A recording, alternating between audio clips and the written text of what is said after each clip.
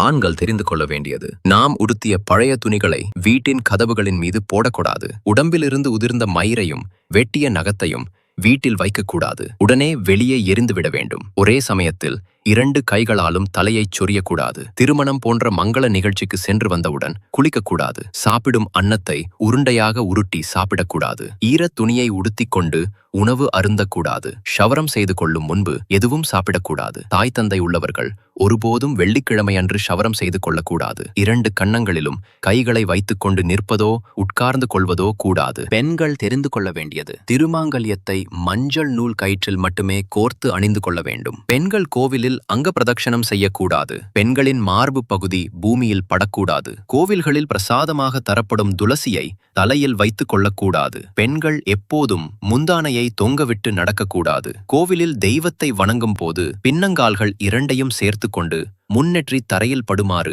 மண்டியிட்டு வணங்க வேண்டும். தலை குளிக்கும் பொழுது சுமங்கலி பெண்கள் சிறிது மஞ்சளை உரைத்து முகத்தில பூசிக்கொண்டு பிறகு குளிக்க வேண்டும். கோலமிடும் போது தெற்கே பார்த்து நின்று கொண்டு கோலமிடக்கூடாது. திருமணமான பெண்கள் ஒரே ஒரு விரலில் மட்டுமே மெட்டி அணிய வேண்டும். ஒரே காலில் 2-3 அணியக்கூடாது. அணிவதால் ஆரோக்கியம் மற்றும் கணவனின் வளர்ச்சி பாதிப்பு அடையும். கர்ப்பமான பெண்கள் உக்கர தேவதைகள் இருக்கும் கோவிலுக்கு போகக்கூடாது. பெண்கள் கிழக்கு திசையை நோக்கி குங்குமத்தை 2 புருவ மத்தியிலும் உச்சந்தலையிலும் இட்டுக்கொள்ள வேண்டும். திருமணம் ஆகாதவர்கள் உச்சந்தலையில் இட்டுக்கொள்ளக்கூடாது. அமாவாசை, தவசம் ஆகிய நாட்களில் வாசலில் கோலம் போடக்கூடாது. இந்த குறிப்புகள் அனைத்தும் நம் சமூக மரபுகள், பழக்க வழக்கங்கள் மற்றும் ஆன்மீக நம்பிக்கைகளை சார்ந்தவை. ஒவ்வொருவரும் தங்களுடைய நம்பிக்கைகளின் அடிப்படையில் இதனை பின்பற்றலாம். உங்கள் நம்பிக்கைகளுக்கு ஏற்ப எதை பின்பற்ற வேண்டும் என்பதை அறிவுடனும் சுய விருப்பத்துடனும் தீர்மானிக்கலாம்.